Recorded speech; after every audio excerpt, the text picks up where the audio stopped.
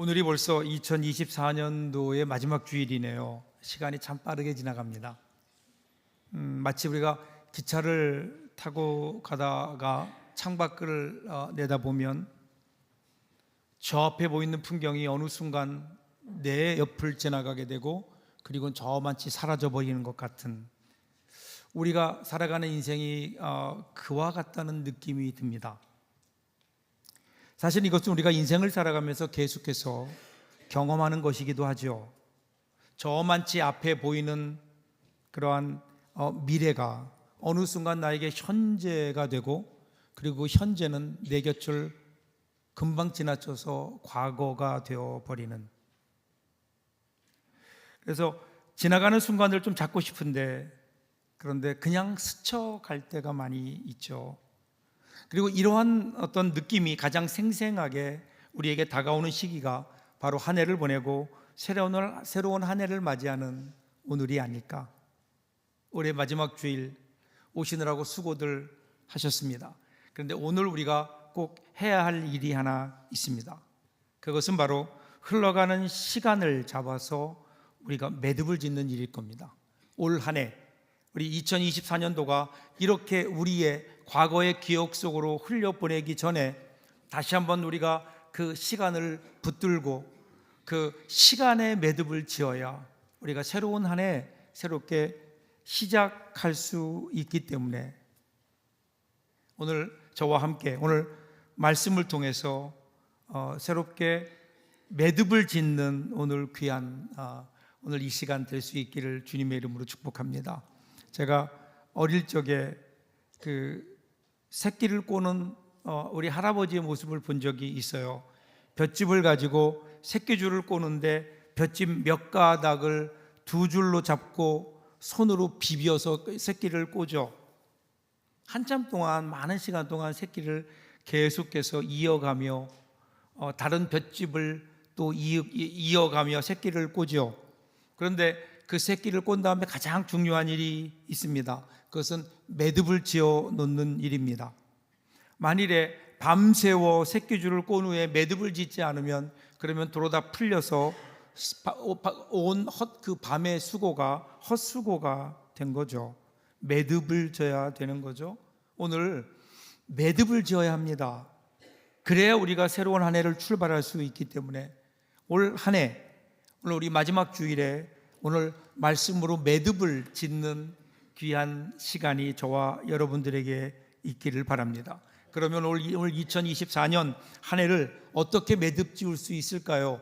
여러분들에게 올 한 해의 매듭은 과연 어떤 것들입니까? 오늘 본문을 통해서, 하나님 말씀을 통해서 우리가 지어야 될 매듭, 그 매듭을 한번 발견해 보는 귀한 은혜가 있기를 바랍니다. 먼저 12절 볼까요? 12절 이렇게 시작돼요. 내게 주신 모든 은혜를 내가 여호와께 무엇으로 보답할까? 내게 주신 모든 은혜를 내가 여호와께 무엇으로 보답할까? 이 말씀만 보면요, 오늘 시편 기자는 아주 굉장히 행복하고 그리고 뭔가 또 좋은 그러한 환경 가운데 있는 것처럼 우리에게 다가옵니다. 그런데 오늘 말씀을 보시면, 특별히 3절부터 보시면 오늘 시편 기자가 이렇게 고백하고 있는 시편 기자의 상황이 그다지 좋지 못하다는 것을 우리는 발견하게 됩니다. 조금 위로 올라가면 3절 4절에 보면 이런 고백을 해요. 사망의 줄이 나를 두르고 수월의 고통이 내게 이름으로 내가 환난과 슬픔을 만났을 때에 내가 여호와의 이름으로 기도하기를 여호와여 주께 구하오니 내 영혼을 건지소서 하였도다. 쉽지 않았어요. 아니, 굉장히 어려웠어요. 얼마나 어렵고 힘들었으면 자신의 삶을 돌아보면서 사망의 줄이 나를 두르고 스올의 고통이 내게 이르렀다, 이렇게 표현하겠어요. 스올, 지옥을 얘기하거든요. 지옥의 고통이 나에게 있었다. 쉽지 않은 삶이었어요. 그런데 그는 그 가운데 하나님의 은혜였다고 고백해요. 올 한 해 우리의 삶도 한번 돌아보세요. 우리 삶 쉽지 않았어요. 교수신문이 선정하죠. 매년 2024년도 올해의 사자성어는 도량발호입니다. 도량발호는 제멋대로 권력을 부리며 함부로 날뛴다라고 하는 그러한 뜻을 가진 사자성어예요. 그러니까 권력자가 국민의 힘을 위해 노력하고 봉사하는데 그 권력들을 사용해야 됨에도 불구하고 사적으로 남용하고 있는 것에 대한 비유겠죠. 그러니까 권력을 가진 자가 제멋대로 행동하고 주변 사람들을 함부로 밟고 자기 패거리를 이끌고 자기 마음대로 그렇게 정치를 하면 나라가 어지러울 수밖에 없겠죠. 그래서 올해의 결론이 뭐라고요? 도량발호라는 거예요. 이 세상이 짓는 올해의 믿음은 도량발호, 그로 말미암아 온 나라가 어둡고 우울합니다. 그런데 오늘 본문의 시인은 달랐어요. 분명히 그가 겪었던 삶도 보면 도량발호일 수밖에 없는, 분명히 사망과 지옥 같은 시간들이었는데 그의 결론은 은혜였다고요. 여러분, 우리 그거 아세요? 똑같은 삶을 살아가지만 어떤 사람은 고난의 시간을 지나면서 그저 고난으로, 그래서 원망과 불평으로 매듭짓는 사람이 있는가 하면 어떤 사람은 똑같은, 아니 더 심한 고난의 시간을 지나면서도 그는 은혜로, 하나님의 은혜로 매듭짓는 사람이 있어요. 오늘 여기 있는 오늘 시편 기자가 그런 고백을 하고 있잖아요. 내게 주신 모든 은혜를 내가 여호와께 무엇으로 보답할까?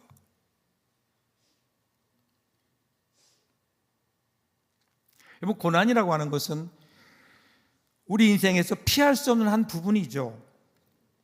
그래서 고난은 내가 선택하는 게 아니에요. 그냥 우리 가운데 다가와요. 그런 의미에서 고난이라고 하는 것은 인택의 선택 과목이 아니라 필수 과목입니다. 지금 당장은 내가 고난 속에 있지 않다 하더라도 그것이 내일 나에게 고난의 면제를 보증해 주는 것은 아닙니다. 고난이 우리 가운데 분명히 있다고요. 지난 1년도 돌아보면 우리 가운데 참 어려운 시간들이 많이 있었어요. 그런데 여러분, 예수님 말씀 보세요. 예수님은 그 제자들에게 한 번도 너희에게 고난이 없을 것이다, 너희가 고난으로 인해 망할 것이다, 그렇게 말씀하지 않으셨어요. 뭐라고 말씀하시죠? 너희가 세상에서는 환난을 당하나. 그렇기 때문에 고난 없기를 기대하지 말라는 거예요. 그런데 이것으로 끝나지 않아요. 그 다음으로 이어져요. 담대하라, 내가 세상을 이기었노라. 이것이 여러분 은혜 아니에요? 그래서 신앙이라고 하는 것은 고난을 은혜로 이어주는 겁니다. 고난이 고난으로 끝나는 것은, 그것은 이 세상 사람들의 그 삶이에요. 그러나 예수 믿는 우리들의 삶, 하나님의 은혜를 아는 우리들의 삶은 고난 중에 함께 하시는 그 하나님의 은혜로 매듭짓는, 그래서 우리 삶이 어떠하든 결론은 하나님의 그 은혜로 매듭지어지게 되는. 그래서 오늘 시편 기자가 뭐라고 얘기해요? 내게 주신 모든 은혜를 내가 여호와께 무엇으로 보답할까? 여러분, 이 질문은요, 이걸 문학적으로 수사학적 질문 그렇게 얘기해요. 무엇으로 보답할까? 그러니까 내가 무엇으로 하나님께 보답할 수 있을까? 보답할 수 있는 것을 찾는 게 아니라 그 어떤 것으로도 하나님의 은혜는 보답할 수 없다는 것을 지금 강조하는 질문이에요. 여러분, 한번 생각해 보세요. 우리가 누구에게인가 은혜를 받았는데, 그런데 그 은혜를 받은 다음에 그에 상응하는 대가를 돌려준다면 더 이상 그것은 은혜가 아닌 거예요. 그렇기 때문에 은혜는요, 보답하는 것이 아니에요. 특히 여러분, 하나님의 은혜를 생각해 보세요. 하나님의 은혜를 우리가 어떻게 보답해요? 그 크신 하나님의 은혜를 우리가 보답할 수 있는 게 무엇이 있겠어요? 우리가 보답할 능력이 우리에게 없어요. 그리고 설사 우리가 하나님께 무엇을 드린다 한들 그것이 하나님에게 무슨 도움이 되겠어요? 하나님께 부족한 게 있나요? 오늘 시인은요, 이 하나님의 은혜를 깊이 깨달은 거예요. 그러면서 고백하는 것이 내게 베풀어 주신 은혜, 그 고난이 있었지만 고난 가운데 나를 구원해 주고 인도해 주신 하나님의 그 은혜를 깨닫고 나니까 그 은혜를 내가 어떻게 갚아야 될지 하나님 앞에 갚을 수 없음에 대한 안타까움을 하나님께 드리는 거예요. 이것이 오늘 그리스도인의 진실한 고백이 되어야 되지 않을까요? 여러분, 이것을요 신약적으로 좀 표현해 보면 빚진 자 의식이에요. 로마서 1장 14절 15절 보시면요, 헬라인이나 야만인이나 지혜 있는 자나 어리석은 자에게 다 내가 빚진 자라. 그러므로 내가 할 수 있는 대로 로마에 있는 너희에게도 복음 전하기를 원하노라. 사도 바울이 자신이 평생 동안 복음의 빚진 자다 그렇게 고백했어요. 무슨 말일까요? 하나님의 은혜로 말미암아 구원받았다는 거예요. 그렇기 때문에 참된 신앙인은 자신이 받은 은혜를 알아요. 은혜를 깨달아요. 그 은혜에 감격하는 거예요. 그래서 그 은혜를 내가 보답할 능력은 없지만, 그러나 하나님 앞에 내가 어떻게 그 은혜에 보답하며 살겠습니까? 항상 하나님께 엎드려 묻는 사람이에요. 오늘 여러분 스스로 한번 점검해 보세요. 여러분들은 어떻게 살고 있나요? 여러분은 빚진 자로 살고 있나요? 아니면 빚 준 자로 살고 있나요? 여러분은 채무자입니까? 아니면 채권자입니까? 많은 사람들이 빚 준 자로 살아가요. 빚 준 자로 살아가니까 받지 못하는 것에 대해서 원망함과 억울함이 있는 거예요. 받아야 되는데 받지 못한다는 거예요.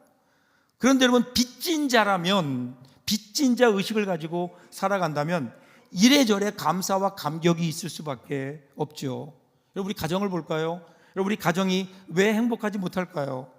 모두가 다 이 빚준 자 의식을 가지고 살기 때문은 아닐까요? 남편은 아내에게 많은 것을 해 주었는데 아내는 내가 준 만큼 나에게 하지 않는다는 거예요. 아내는 내가 모든 걸 다 바쳐 희생했는데 그런데 남편이 알아주지 않는다는 거예요. 모두가 다 빚준 자 의식으로 살아가요. 그러니까 행복할 수 없죠. 우리 하나님과의 관계도 마찬가지 아닐까요? 언제부터인지 우리와 하나님 관계가요, 우리가 빚진 자로 살아가는 것이 아니라 빚준 자로 살아가요. 이것이 기복신앙 아니에요. 그래서 하나님 앞에 나는 열심히 신앙생활 했는데 왜 하나님 나에게는 이러한 복을 주지 않습니까? 내가 원하는 것을 왜 주지 않습니까? 이러면서 하나님을 마치 나에게 빚을 갚지 않는 채무자로 막 몰아가는 거예요. 그러니까 하나님의 은혜는 온데간데 없어졌어요. 결국 하나님을 채무자로 몰아버리는. 여러분, 건강한 신앙의 시금석이 뭘까요? 빚진 자로 사는 거예요. 우리가 하나님의 은혜로 여기까지 왔잖아요. 만 가지 은혜를 받았잖아요. 그런데 우리가 혹시 그 은혜를 잊고 있는 것은 아닌가? 올 한 해를 우리들이 돌아보면서 하나님의 은혜로 먼저 올해 2024년도에 매듭을 지을 수 있는 저와 여러분들 될 수 있기를 바랍니다. 그리고 나서 그 다음을 보세요. 또 이렇게 고백해. 13절 보면 내가 구원의 잔을 들고 여호와의 이름을 부르며. 그러면 시편 기자는요, 하나님이 자신의 구원자라는 사실을 고백하고 있어요. 자기가 고난 가운데 있었지만 사망의 줄로 자기를 두르고 스울의 고통 가운데 있었지만 그 가운데 구원해 주신 하나님, 그 하나님의 은혜가 분명하게 깨달아졌어요. 그러면 그것을 깨달은 그에게 그 다음에 나오는 반응이 있어요. 그게 뭘까요? 감사예요. 감사. 그래서 조금 밑으로 내려가면 17절 보세요. 내가 주께 감사제를 드리고 여호와의 이름을 부르리이다. 은혜는 감사로 이어지게 되죠. 많은 사람들이 한 해를 살면서 하나님의 은혜를 깨닫지 못하니까 감사하지 못하는 거예요. 이 감사의 매듭, 19세기 유명한 프랑스의 화가죠. 밀레, 장 프랑스와 밀레라는 분이 그린 유명한 그림이 있죠. 우리 말로 만종이라는 작품이에요. 만종.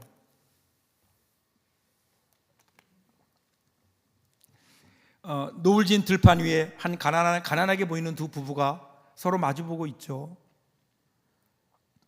온종일 고된 농사 끝에 그들이 얻은 것은 몇 알의 감자뿐이었습니다. 참 고단하고 궁핍한 삶이죠. 여러분, 밀레가 이 그림을 그리던 당시에 프랑스 지역은 아주 극심한 흉년으로 지금 고생하고 있었어요. 그럼에도 불구하고 저 멀리 교회에서 들려오는 종소리를 들으며 하던 일을 멈추고 두 손을 모으고 기도하는, 비록 가난하고 힘겹지만 그날의 은혜를 돌아보며 하나님께 감사하는, 감사로 그 하루를 매듭짓는 모습, 여러분 얼마나 아름다워요. 여기에 여러분 행복이 있지 않을까요? 근데 오늘 우리가 올 한 해를 지나면서 우리 가운데 이 감사의 매듭이 있는가? 왜 그럴까요? 만일에 없다면 오늘 우리는 왜 이 감사의 매듭을 짓지 못할까요? 여러분, 미국의 유명한 토크쇼의 여왕이라는 그 오프라 윈프리라고 하는 분이 한 언론과의 인터뷰에서 이런 얘기했어요. 자신의 불행했던 과거를 딛고 성공할 수 있었던 이유를 묻자 감사 노트, 그렇게 얘기했어요. 감사 노트를 쓴 것이라고. 이거 윈프리에게는 매일 하루에 5개씩 그날 하루 감사했던 것을 기록하는 감사 노트가 있었대요. 감사 노트. 심리학자들은 그렇게 얘기하죠. 자신이 과거에 받았던 감사했던 기억을 떠올리는 것만으로도 우리는 행복해질 수 있다. 그럼 오늘 우리는 지난 1년 동안의 삶을 통해서 과연 하나님 앞에 우리가 감사드려야 될 것들은 무엇일까요? 감사는 환경이 주는 게 아니에요. 우리가 하나님을 바라볼 때, 그 하나님의 은혜를 깨달을 때, 하나님의 은혜 앞에 우리들이 엎드릴 때, 그때 비로소 여러분 거기서 우리는 감사할 수 있는 것 아닐까요? 그 가운데 숨어있는 하나님의 은혜가 있기 때문에. 그래서 이 감사는요, 오늘의 현실을 넘어서 하늘의 풍성함을 누리게 하는 신비한 힘이 있습니다. 지금 오늘 우리의 삶이 무언가 잘 안 되는 것 같고 속상하고 그리고 부러워하고 두려워한다면 여러분, 무엇보다 우리가 회복해야 될 것은 감사인 거예요. 감사. 한 해를 돌아보면서 감사할 것들을 헤아려 보세요. 여러분, 이 감사가 올 우리의 한 해를 아름답게 만들어주는 매듭이 될 수 있지 않을까요? 요즘에 방송사나 신문에서 올해 10대 뉴스를 발표하죠. 우리가 기억해야 될 10가지 뉴스. 근데 오늘 우리에게도 이것이 필요하지 않을까요? 금년에 10가지 제목을 한번 찾아보는 겁니다. 하나님께 감사해야 될 것 10가지. 한번 여러분 이제 남은 며칠 동안 한번 조목조목 써보세요. 과연 나는 하나님께 감사해야 될 내용이 뭔가. 그리고 감사해야 될 사람 10사람을 한번 찾아보세요. 우리 주위에 오늘 내가 분명히 감사해야 될 사람임에도 불구하고 감사하지 못했던 사람이 있다면 한번 찾아보세요. 감사의 마음을 한번 전해보세요. 이것이 여러분 오늘 우리가 감사로 매듭 짓는 그 한 해가 될 수 있는 겁니다. 이렇게 은혜와 감사로 매듭 지어질 때 거기에 또 하나의 매듭이 지어지게 됩니다. 14절, 마지막 14절이에요. 같이 한번 읽어볼까요? 여호와의 모든 백성 앞에서 나는 나의 서원을 여호와께 갚으리로다. 나의 서원을 여호와께 갚으리로다. 오늘 같은 말씀이 두 번 14절 그 18절에 반복해서 나오죠. 시편 기자는 자신에게 베풀어 주신 하나님의 은혜에 보답할 것을 생각합니다. 그러면서 그것에 대해 감사해요. 그래서 구원의 잔을 드는 거죠. 그리고 나서 그 다음에 그가 하는 맹세는 뭐냐면 하나님께 드린 약속을 백성들이 보는 앞에서 다시 시작하겠다는 다짐이에요. 그렇기 때문에 매듭은 끝이 아니에요. 새로운 시작입니다. 은혜와 감사의 매듭은 더 나은 미래를 우리에게 열어주고요, 또 꿈꾸게 합니다. 그래서 이것은 비전이에요. 그렇기 때문에 이 비전, 이 새로운 삶에 대한 시작은 환경이 주는 것이 아니라 하나님께서 우리에게 주시는 거예요. 내년에는 환경이 더 좋아질 것이다, 이러한 기대 때문에 우리가 내년에 기대가 오는 거 아니잖아요. 사실은 내년 한 해를 예측하는 모든 지표를 보면 우리를 우울하게 만들어요. 그럼에도 불구하고 우리가 새로운 한 해에 대한 비전을 가질 수 있다면, 소망을 가질 수 있다면 그것은 하나님 계시기 때문에. 여러분, 올 한 해 어떻게 살았느냐, 이것이 내년을 결정하는 게 아니에요. 여러분, 성경에 나온 모든 사람들 보세요. 하나님의 사람들, 이 하나님의 사람들의 공통점이 뭔지 아세요? 한 번도 실수하지 않고 범죄하지 않는 사람이 아니에요. 그런 사람은 없어요. 이들은 실수했어요. 범죄했어요. 그럼에도 불구하고 다시 일어나는 사람들, 이 사람들이 하나님의 사람의 공통점이에요. 야곱을 보세요. 다윗을 보세요. 베드로를 보세요. 그들은 분명히 하나님 앞에 실패했어요. 그럼에도 불구하고 하나님은 그들을 결코 버리지 않으셨잖아요. 다시 찾아가셔서 그들을 일으키시고 그리고 그들에게 다시 시작할 수 있는 은혜를 주셨어요. 오늘 우리도 하나님의 사람들이에요. 하나님에 의해 택함 받은 사람들, 우리에게도 이 은혜는 그대로 임합니다. 우리가 넘어질 때도 있어요. 곁길로 갈 때도 있을 겁니다. 그럼에도 불구하고 하나님이 우리를 버리지 아니하시고 오늘 다시 우리에게 새로운 기회를 하나님이 주시기에 오늘 우리는 이 소망의 매듭, 하나님께서 우리에게 주는 새로운 시작에 대한 다짐으로 오늘 우리는 우리의 2024년도에 매듭을 지을 수 있죠. 그리고 거기에서 우리는 출발하는 겁니다. 이 모든 것이 하나님의 사랑 때문입니다. 내가 아니에요. 세상이 주는 여러 가지 환경이 아니에요. 나의 삶 가운데 오셔서 나를 붙들어 주시고 나와 함께 동행하실 그 하나님께서 나에게 새로운 한 해를 주셨기에 이제 그곳을 향해 힘있게 새로운 마음으로 나가는 겁니다. 사랑하는 여러분, 그러기에 우리는 새로 시작해야 됩니다. 우리는 시작할 수 있습니다.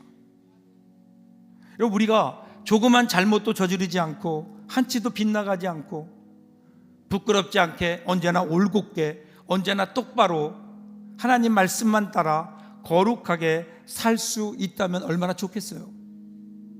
근데 우리는 그러기에는 너무나 연약한 사람들 아니에요.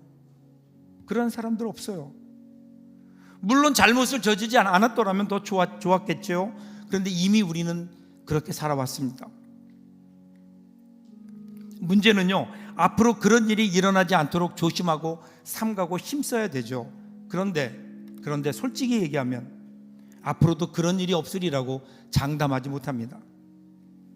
우리가 정말 바라는 것은 아니지만 똑같은 우리의 잘못이 또 되풀이될 확률이 훨씬 큰 사람들이에요. 그러면 그때 우리가 어떻게 해야 될까요? 그때 다시 시작하면 되는 거예요. 다시 시작할 수 있어요. 하나님께서 우리를 붙들어 주시고 우리에게 새로운 기회를 주시기에 다시 시작할 수 있다고요. 그렇게 시작했는데 또 어긋나면요, 또 시작하는 거예요. 하나님께서 그렇게 우리를 인도할 것이기에 다시 시작할 수 있다는 것, 이것은 하나님의 은혜입니다. 내 힘으로 될 수 있는 게 아니에요. 어떤 세상이 주는 기회가 아니에요. 새로 시작할 수 있다. 나를 사랑하시는 하나님의 은혜와 그리고 나를 사랑하는 사람들의 그러한 믿음에 응답하는 것이라는 것을 여러분 늘 기억하세요. 특별히 우리에게는 다시 시작할 수 있는 분명한 근거가 있잖아요. 예수 그리스도의 십자가의 보혈입니다. 그 피로 말미암아 그 우리의 그 무거운 죄가 깨끗하게 씻어지잖아요. 마치 이전에 아무 일도 없다는 듯이, 그런 죄를 지은 적이 없다는 듯이 흔적도 없이 우리 죄를 깨끗게 하시는 예수 그리스도의 십자가의 보혈, 그로 말미암아 우리가 깨끗한 사람이 되고 하나님의 자녀가 되고 그로 말미암아 우리가 그렇게 살아갈 수 있다면 오늘 우리의 삶도 마찬가지죠. 올해 1년 동안 우리가 살아오면서 많은 실수도 했을 거예요. 돌아보면 부끄러운 순간도 있을 겁니다. 안 그랬어야 되는데 하는 후회의 순간도 있을 거예요. 그런데 여러분, 이 모든 것들 이제 새롭게 하나님 앞에 다시 시작하는 거예요. 하나님께서 우리의 삶을 그렇게 인도해 가실 겁니다. 우리에게 찾아오셔서 우리를 붙들어 주시고 일으키시며 다시 시작하자고 우리를 향해 새로운 한 해를 향해 끌고 가시는 하나님의 손길에 우리들이 순종할 수 있다면 여러분, 올 새로운 한 해 우리에게는 분명히 다른 한 해가 되지 않을까요? 그러기에 오늘 우리는 이 시간에 은혜로, 감사로, 그리고 새로운 시작으로 우리의 삶을 다시 매듭지어 보십시오. 그리고 힘차게 새로운 한 해를 향해 출발함으로 정말 새로운 한 해는 우리 인생에서 우리가 전에는 경험하지 못했던 하나님의 새로운 은혜로 가득 찬 그 은혜를 경험하며 살아가는 저와 여러분들 될 수 있기를 주님의 이름으로 축복합니다. 기도하겠습니다.